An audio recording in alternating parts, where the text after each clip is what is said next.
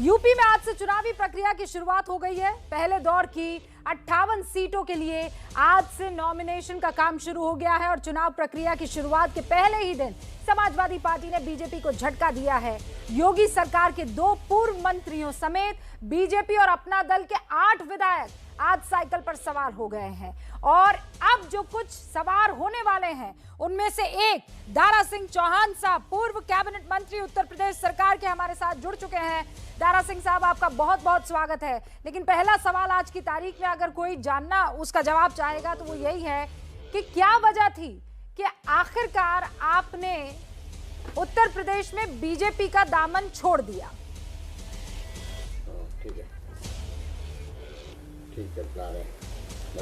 देखिए, जब वो पार्टी ने नारा दिया था कि सबका साथ सबका विकास और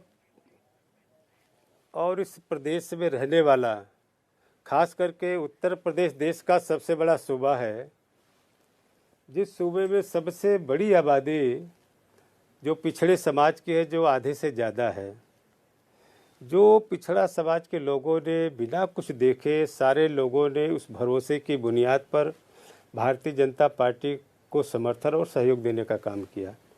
दलित समाज के लोगों ने भी बड़े पैमाने पर भारतीय जनता पार्टी को समर्थन दिया है और इस प्रदेश में जो बेरोजगार हैं, अपने रोजगार के लिए पूरी तरीके से समर्थन देने का काम किया। इस प्रदेश का किसान अपने खुशहाली के लिए पूरी तरीके से भारतीय जनता पार्टी को समर्थन दे करके इतना बड़ा मैंडेट दिया, इतना बड़ा समर्थन दे करके 2/3 बहुमत की सरकार बनाने के बाद 5 साल में जिस तरीके से बेहाल हुआ, जिस तरीके से उनके साथ खिलवाड़ हुआ, उनके सम्मान, पहचान, हिस्सेदारी, भागीदारी के साथ, ये सारे लोगों जो आहत आज पूरे प्रदेश में है और इसकी बात बराबर मैं उचित मंच पे, उचित फोरम पे उठाता रहा। लेकिन मैंने देखा कि जब आखिरी वक्त तक सरकार इस पिछड़े समाज, दलित समाज के लिए, जो किसान नौजवानों के हित में इनकी मांगों को अनदेखी कर रही है, तब हमने निर्णय लिया था। तो दारा सिंह जी, ये फैसला आपने पहले क्यों नहीं लिया? क्योंकि आज फिर आप पर आरोप लगेंगे कि आपको लगा नहीं कि अब फायदा मिल सकता है। ये दूध देने वाली गाय थी, आपने जितना दूध इसका दोहन किया जा सकता था किया और अब आप नए के तलाश में पहुंच गए। आप पर ये आरोप लगेंगे दारा सिंह जी? रेबिका जी, ये तो सारे लोग लगाएंगे, खास करके मीडिया में तो लगता ही रहता है। आपको तो मैं व्यक्तिगत रूप से आपके मैं चैनल को देखता रहा हूँ, आपके डिबेट को भी देखता हूँ, क्योंकि हर लोग इस बात को कहते हैं कि 5 साल तक आपने क्यों नहीं किया। आप जानते हैं, आप सारे डिबेट में एक ही दिन में सारे मसलों पे आप चर्चा नहीं कर पाती हैं। आए दिन, हर दिन कोई न कोई नए नए मसले आते रहते हैं। इसी तरीके से जो 5 साल की सरकार है, एक दिन में कोई फैसला नहीं लेती, हर दिन कोई न कोई नए फैसले लेती रहती है, किसी के हित के लिए, किसी अधिकार के लिए, किसी विस्तार के लिए। और जानते हैं, पिछड़ा समाज जो है, इतना भोला भाला समाज है पिछड़ा समाज, कि समर्थन देने के बाद 5 साल तक पूरी तरीके से इंतजार किया कि शायद अब मेरे हित में कुछ होने वाला है, मेरे अधिकार की कोई चर्चा होने वाली है, मेरे हक में कोई फैसला लेने वाला है। और करते करते जब 5 साल बीतने लगा और समझने लगा कि अब हमारे सारी चीज़ों की, सारी मांग के, अधिकार की अनदेखी हो रही है, तब हम लोगों ने फैसला लिया कि अब इस सरकार में रहने का हम लोगों का कोई नैतिक हक नहीं है। आप इसे बहुत संजीदगी से आप इन सवालों के जवाब जो है वो दे रहे हैं। हाँ दारा जी, इसीलिए अब मैं एक और सवाल पूछती हूँ और वो ये है कि आपने दिल में ये कब तय कर लिया कि अब मेरी नहीं बन पाएगी, मैं इस सरकार के साथ नहीं रह सकता हूँ? कब आपने मन बना लिया? आपने फैसले को जगजाहिर एक टाइम पर किया होगा, लेकिन कब आपके दिल ने आपको कह दिया कि बस अब दारा अब नहीं हो सकता?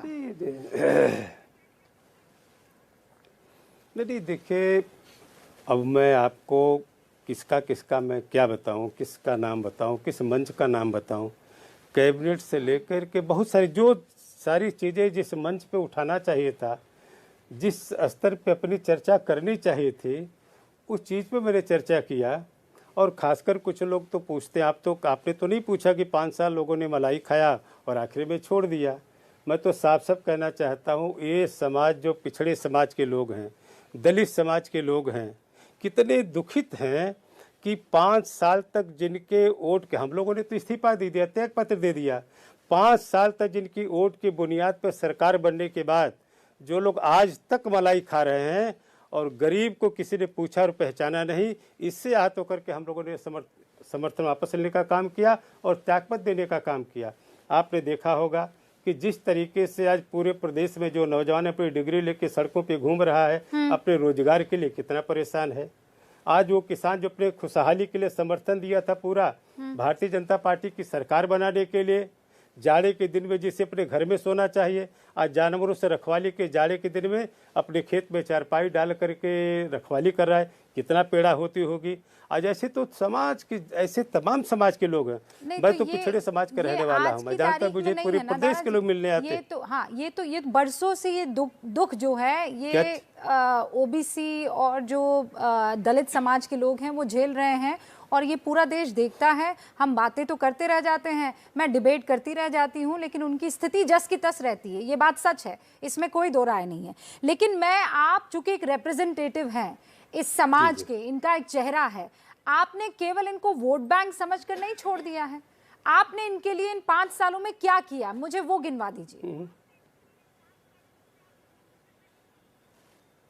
यही तो मैं कह रहा हूं कि 5 साल तक जिस सरकार में रहने के बाद हमें भरोसा था कि शायद जिस सरकार को, जिस पार्टी को समर्थन देकर सरकार बनाने वाले हैं, शायद इनके हित में कोई फैसला होगा, शायद इनके नौकरी के लिए। आज पूरी तरीके से आपने देखा कि उत्तर प्रदेश की सड़कों में कई महीनों से जो नौजवान टीचर की भर्ती में जो जाड़े बरसात गर्मी में जो लाठी खा रहा है, जिनके आरक्षण के साथ छेड़छाड़ हुआ, जिनका अधिकार छीन करके दूसरे के हित में फैसला लिया गया, दूसरे को दे दिया गया। आज पूरे प्रदेश में जिनकी आबादी आधे से ज़्यादा है, उनके जो नौजवान जो छात्र हैं, जो पढ़ने वाले लड़के हैं, आज देख लीजिए, तुलना कर लीजिए, आप सच्चाई समझ में आ जाएगी किसके खाते में कितनी स्कॉलरशिप गई है। यही भरोसा किया था पिछड़े समाज के लोगों ने कि भारतीय जनता पार्टी को समर्थन देने के बाद उनका पूरा का पूरा। आप एक बिंदु भर काम नहीं कर पाए समाज के लिए?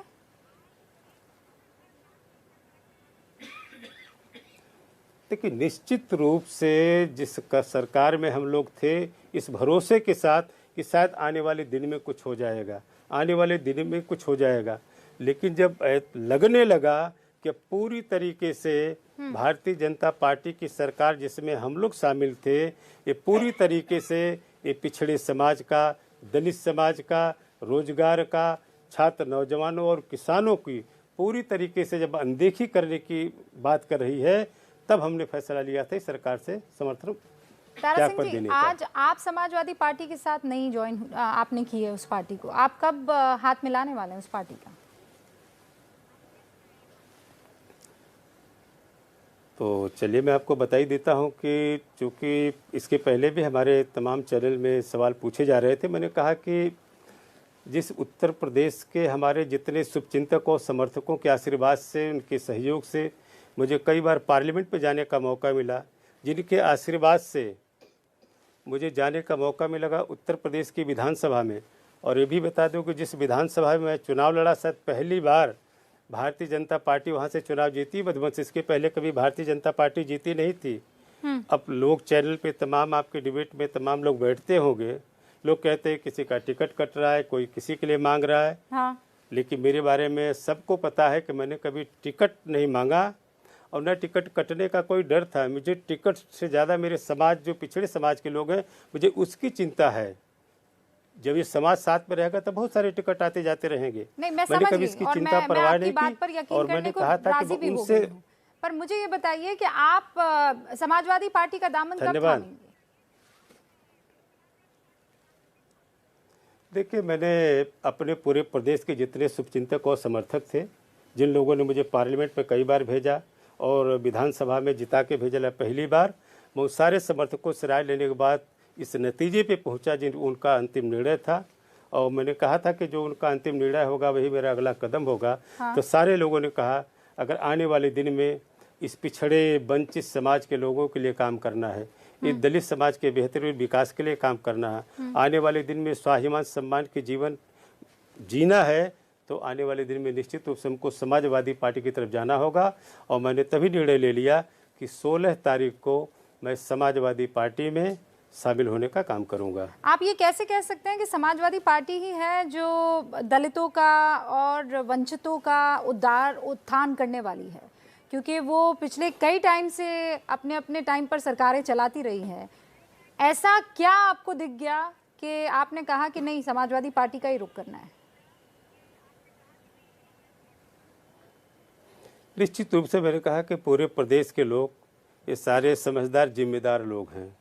सारे लोगों से राय लेने के बाद ये निचोड़ आया कि इस प्रदेश में समाजवादी पार्टी ही अकेले वह पार्टी है जो हमेशा, चाहे मंडल कमीशन से लेकर के जो पिछड़ों के आरक्षण का सवाल रहा हो, सबके, चाहे वंचित समाज का हो, नौजवान के रोजगार का सवाल रहा हो, चाहे किसानों का सवाल रहा हो, इसके लिए लड़ती है, उनके हित में फैसले लेती है। इसलिए मैंने भी उन पर यकीन पूरा किया है और समाजवादी पार्टी और उनके नेता माननीय अखिलेश यादव में कि उन्हीं के नेतृत्व में रह करके आने वाले दिन में हम इससे पूरे पिछड़े समाज के लिए, दलित समाज के लिए, वंचित समाज के लिए, नौजवान छात्रों, किसानों के लिए। वो जैसे हुआ था ना कि एक सांसद जी के सपने में आए थे श्री कृष्ण जी, उन्होंने कहा था कि योगी आदित्यनाथ को मथुरा से लड़वाइए। फिर अखिलेश जी के सपने में आ गए श्री कृष्ण जी और उन्होंने कहा कि नहीं, तुम्हारी सरकार बनने वाली है। तो क्या दारा सिंह चौहान जी के भी सपने में आए और अचानक उनको इस बात का एहसास हुआ कि नहीं, समाजवादी पार्टी ही है जो अब दलितों का उत्थान करेगी? क्योंकि ये पार्टी नई नवेली तो है नहीं, ये बरसों से रही है, सरकारों का हिस्सा रही है, सरकार चलाती भी रही है। ऐसा क्या हुआ कि आपको अचानक इन पर इतना विश्वास हो गया? कौन सी ऐसी डील हुई है दारा सिंह जी? देखिए, नहीं कोई, देखिए मेरा राजनीतिक इतिहास रहा है हमेशा से। शायद मुझसे आपसे कभी इस तरीके से किसी चैनल पे कभी डिबेट नहीं हुआ है, लेकिन मैं कभी किसी डील पे भरोसा नहीं करता। मैं भरोसा करता उस गरीब समाज पे जो छात्र जीवन से हमने संघर्ष करने का काम किया है। जिस तरीके से समाजवादी पार्टी इस प्रदेश में, वैसे तो देश की पार्लियामेंट में भी उन्होंने आवाज़ उठाई थी, माननीय अखिलेश यादव जी जो कि वर्तमान में सांसद भी हैं, किस देश की सबसे बड़ी आबादी जो ओबीसी की है, जब तक इस प्रदेश, माननीय अखिलेश यादव ने कहा कि जिसकी जितनी संख्या भारी उसकी उतनी हिस्सेदारी। हाँ। आप जानती हैं कि इस देश में आधे से ज़्यादा जिसकी हिस्सेदारी है, जिसकी संख्या है, आज उसके हिसाब से उनको आरक्षण नहीं मिला। मंडल कमीशन लागू होने के बाद, कॉन्स्टिट्यूशनल स्टेटस मिलने के बाद भी आज देश की क्लास 1 की नौकरियों में इनकी हिस्सेदारी कितनी है। आज जिस तरीके से संविधान के साथ जो छेड़छाड़ हो रहा है, पिछड़े समाज के साथ जो घोर अन्याय हो रहा है, माननीय अखिलेश यादव जी के मैं उस वक्तव्य का स्वागत करता हूं जो पार्लियामेंट उन्होंने कहा था कि अगर मेरी सरकार बनेगी तो उत्तर प्रदेश में मैं जनगणना करा करके उनकी हिस्सेदारी के हिसाब से, उनकी संख्या के हिसाब से रोजगार में, उनके विकास में, सारी तो चारों तरफ जो भी मुझसे हो सकता है यकीन कर रहे हैं अखिलेश यादव जी की, और इसीलिए आप कह रहे हैं कि उनकी पार्टी के साथ आप जल्दी जो है शामिल होने वाले हैं। अच्छा, तो फिर चुनाव कहां से लड़ेंगे ये भी तो बता दीजिए दारा जी। अब देखिए, मैं तो एक कार्यकर्ता के रूप में शामिल होऊंगा, फिर राष्ट्रीय अध्यक्ष माननीय अखिलेश यादव का जो भी फैसला होगा, जो भी आदेश होगा, उसका मैं पूरी तरीके से पालन करूंगा। इंतजार रहेगा। बहुत बहुत शुक्रिया दारा सिंह जी, आपसे बात करके अच्छा भी लगा। बहुत आपने बहुत संजीदगी से बहुत सारे सवालों के जवाब दिए, लेकिन वो आरोप आप पर लगातार लगते रहेंगे कि 5 साल बाद अचानक ये दिल और हृदय परिवर्तन आपका क्यों हुआ है, उसके जवाब आपने देने की कोशिश की है, लेकिन आपको ऑल द बेस्ट है। बहुत बहुत शुक्रिया सर हमसे बातचीत करने के लिए।